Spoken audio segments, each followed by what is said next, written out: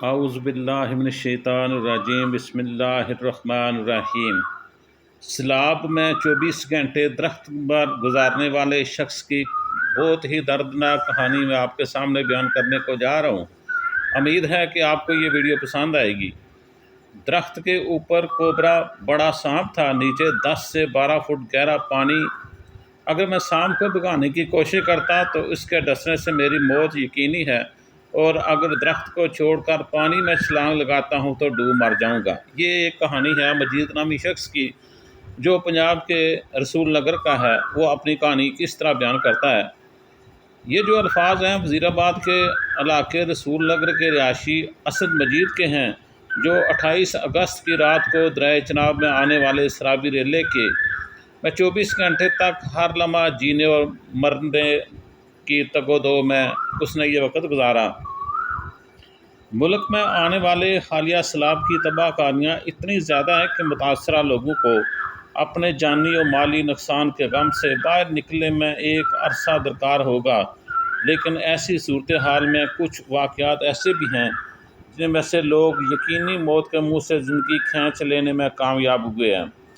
BBC Urdu से बात करते हुए असद मजीद ने अपनी रोएदाद सुनाते हुए कहा, मैं अपने दीगर बहन भाइयों के साथ खेती बाड़ी करते हैं। उन्होंने जानवरों के लिए दरिया के साथ दिए वाले इलाके जैसे बेला कहते हैं, मैं डेरा बनाया हुआ था। यानी ये शख्स जिस एरिया को हम बेला कहते हैं वहाँ उन्होंने ये डेरा बनाया हुआ था। तो देखें फिर क्या होता है। उन्होंने बताया कि 28 अगस्त को जिस वक्त दरियाए चनाब में सैलाब आया, इस वक्त ये सैलाबी पानी अचानक बेले में भी दाखिल हो गया। इस वक्त डेरे में मुझ समेत 9 अफराद मौजूद थे, और हमने किसी भी सूरत हाल से निपटने के लिए एक कश्ती भी रखी हुई थी। असद मजीद का कहना है कि सूरत हाल को देखते हुए मैंने बाकी लोगों से कहा, आप लोग कश्ती में बैठ जाएं और वहां से मवेशियों को खोलकर इनके ऊपर बैठकर गांव पहुंच जाएं। तो देखें फिर आगे क्या होता है। वो अपनी कहानी मज़ीद बताते हुए कहते हैं, वो बताते हैं कि इन्हें तैराकी भी आती थी। असद मजीद ने मज़ीद बताया, इनके पास 33 भैंसें भी थी। जब मैंने अपने जानवरों के पास पहुंचकर इनके गले में डाली गई रस्सियों को खोलने की कोशिश कर रहा था कि अचानक इतनी देर में बेले में पानी का लेवल चंद मिनटों में ही 8 से 10 फुट हो चुका था, जिसकी वजह से तमाम मवेशी पानी में बह गए। उसके बाद मजीद जो है ये अपनी कहानी बयान करते हुए कहते हैं, उन्होंने बताया कि वो अपनी जान बचाने के लिए जानवर के लिए महफूज की गई तोड़ी के बड़े ढेर पर चढ़ गए, जहाँ पर कुछ देर तो उन्होंने अपने आप को महफूज तस्वर किया। फिर पानी की रफ्तार तेज़ होने की वजह से ये तोड़ी भी बह गई, और मैं भी तोड़ी के टीले के साथ साथ ही बहने लगा। असद मजीद कहते हैं कि चूँकि वो एक तैराक थे, लिहाजा इस सूरत हाल को देखते हुए वो पानी में तैर कर कुछ फासले पर मौजूद शीशम के एक दरख्त पर चढ़ गए। अब यहाँ से उनकी असली कहानी जो है वो शुरू होती है कि कैसे उन्होंने वहाँ पर एक बहुत बड़ा अज़हा देखा, और कैसे फिर उन्होंने पूरी रात जो है वो सुबह होने तक गुजारी। तो उन्हीं की ज़बानी सुनते हैं। चलें। उन्होंने कहा, मेरे दीगर भाई और डेरे पर काम करने वाले अफराद दूर खड़े होकर देख रहे थे कि मैं असद मजीद दरख्त पर चढ़ गया हूँ, और जैसे इनको तसल्ली हुई उन्होंने कहा, 1.5 घंटे तक मैं रुका रहा। इस दौरान पानी का एक तेज़ रेला आया, वो दरख्त जड़ों से उखड़ कर पानी में बह गया, जिस पर किनारे खड़े हुए भाई और दीगर अफराद ने चीखो पुकार शुरू कर दी, और मैं देखते ही देखते उनकी नज़रों से ओझल हो गया, जिसकी वजह से इनके घर वालों को ये यकीन हो चला था कि असद मजीद, यानी वो अपने बारे में कहते हैं कि उनके भाइयों को यकीन हो गया था कि असद मजीद का बचना अब बहुत मुश्किल है। मजीद के बकौल दरख्त के गिरने के बाद उन्होंने दोबारा तैरना शुरू कर दिया। 300 मीटर के फासले पर एक और दरख्त नज़र आया, जिसकी शाखें सैलाबी पानी को छू रही थीं। तो मैंने ये सोचा कि क्यों ना मैं इस दरख्त पर चढ़ जाऊं। तो अब वो जब उस दरख्त पर चढ़ते हैं तो फिर देखते हैं वो क्या बयान करते हैं कि किस तरह उन्होंने वहाँ पर रात गुजारी। انہوں نے کہا میں نے ان شاخوں کو پکڑ کر درخت پر چڑھنے کی کوشش کی تو درخت کے اوپر والی شاخ پر جو پانی میں نہیں تھی اس پر 7 سے 8 فٹ لمبا کوبرا سانپ بیٹھا ہوا تھا اور مجھے دیکھ کر وہ پھنکارنے لگا اور مجھے ایسا محسوس ہوا کہ سانپ ابھی مجھ پر حملہ کر دے گا اور میرا کام تمام کر دے گا۔ دیکھیں کتنا بڑا خوفناک منظر تھا، نیچے پانی اور اوپر سانپ، وہ بھی اتنا خطرناک کہ آپ تصور بھی نہیں کر سکتے۔ انہوں نے کہا ایک لمحے کے لیے تو مجھے ایسا لگا کہ سانپ کے ڈسنے کی وجہ سے میری موت یقینی ہے، لیکن اگر میں پانی میں بھی چھلانگ لگا دوں تو ہو سکتا ہے کہ میری جان بچ جائے۔ لیکن جب انہوں نے ادھر ادھر نگاہ دوڑائی تو دور دور تک کوئی درخت نظر نہیں آیا جس کا وہ سہارا لے کر اپنے آپ کو بچا سکیں، لہٰذا اگر سانپ کے ڈسنے سے ان کی موت نہ بھی ہوتی تو ڈوبنے سے تو وہ یقینی تھی۔ تو اب وہ کیا ڈسیزن لیتے ہیں، دیکھتے ہیں وہ کیا کہتے ہیں پھر۔ Punjab wild life and parks department کے مطابق سیاہ کوبرا سانپ صوبے کے دیہی علاقوں خصوصاً کھیتوں، جنگلوں اور دیگر زرعی زمینوں پر پایا جاتا ہے۔ انہوں نے کہا جس درخت کے تنے کو انہوں نے اپنی باہوں کے اثار میں لیا ہوا تھا، اسی درخت کی ایک شاخ پر کوبرا سانپ جو تھا وہ کہیں سے بہہ کر پانی میں بہہ کر درخت کی دوسری شاخ پر 8-10 جنگلی چوہے بھی بیٹھے ہوئے تھے جو کہ نامعلوم مقام سے اس سیلابی پانی میں بہہ کر آئے ہوئے تھے۔ مجید کا کہنا ہے کہ جب میرے ہاتھ درخت کے تنے کو پکڑ کر تھک جاتے تو میں اپنے ایک ہاتھ کو کچھ دیر کے لیے آرام دینے کی غرض سے چھوڑتا تو سانپ یہ سمجھتا شاید کہ میں اس پر حملہ آور ہونے لگا ہوں، وہ زور سے پھنکارتا جبکہ جنگلی چوہے بھی آوازیں نکالنے شروع کر دیتے تھے۔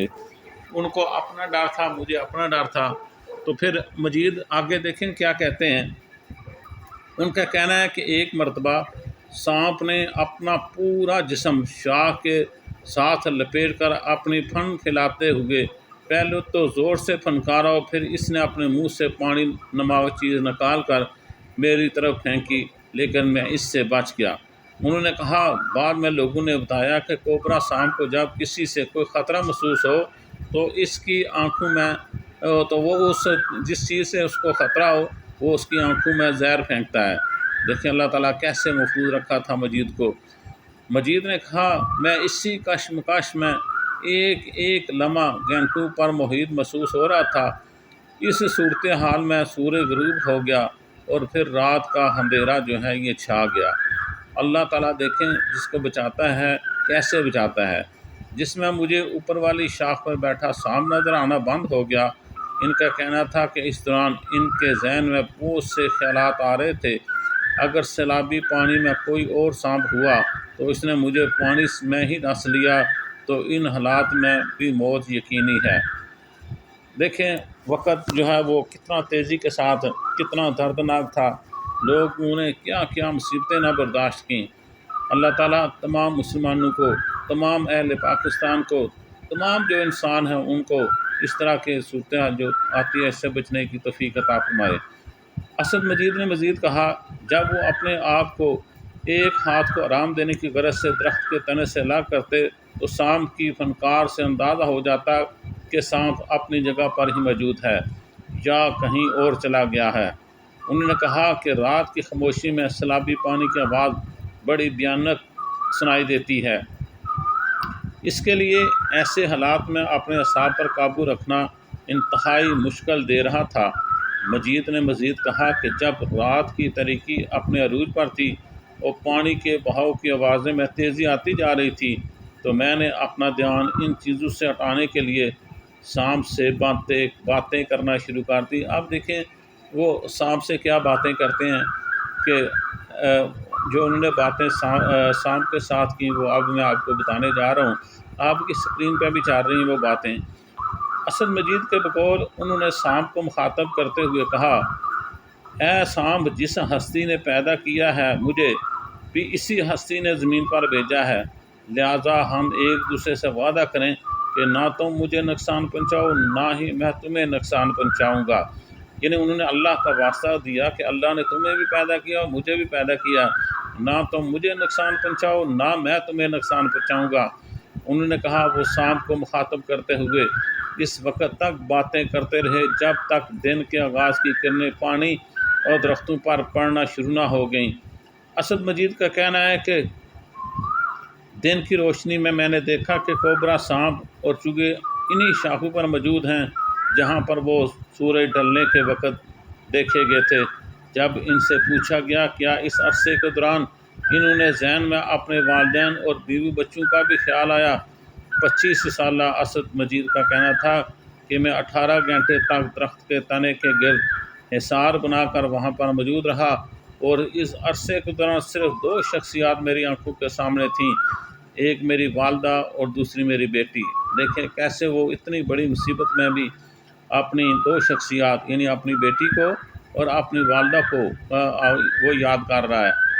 انہوں نے مزید کہا کہ میرے ذہن میں یہ سب کچھ آ رہا تھا کہ اگر میں مر گیا تو میری بیٹی یتیم ہو جائے گی، اور دوسرا یہ کہ میری بوڑھی والدہ شاید اپنے بیٹے کی موت کا صدمہ برداشت نہ کر سکیں۔ یہ 2 باتیں بار بار میرے ذہن میں آ رہی تھی کہ اگر میں مر گیا تو میری بیٹی یتیم ہو جائے گی، اور دوسرا یہ کہ میری بوڑھی والدہ شاید اپنے بیٹی کی موت کا صدمہ برداشت نہ کر سکیں۔ ان لمحوں کے بارے میں سوچ کر روح کانپ جاتی ہے۔ اسد مجید نے کہا 18 گھنٹوں کے بعد جب پانی تھوڑا سا کم ہوا تو انہوں نے آوازیں دینا شروع کر دیں۔ وہ بتاتے ہیں وہاں کچھ ہی فاصلے پر ایک اور ڈیرا موجود تھا جو اونچی جگہ پر واقع ہے۔ وہاں موجود لوگوں نے ان کی آواز کو سنا اور جس جانب سے آواز آ رہی تھی وہ اس جانب کشتی لے کر آئے اور انہیں ریسکیو کیا۔ صلو علی الحبیب صلی اللہ تعالیٰ علیہ وسلم۔ موت کی وقت مقرر ہے اور اللہ ہی ہے جو کسی کی موت کو ٹال سکتا ہے۔ اسد مجید کے ساتھ بھی کچھ ایسا ہی ہوا۔ انہوں نے کہا کہ جب وہ درخت سے اتر کر کشتی میں بیٹھے تو انہوں نے ریسکیو کے لیے آنے والے افراد کو وہ سانپ اور چوہے بھی دکھائے جو اس درخت کی شاخوں پر ہی موجود تھے۔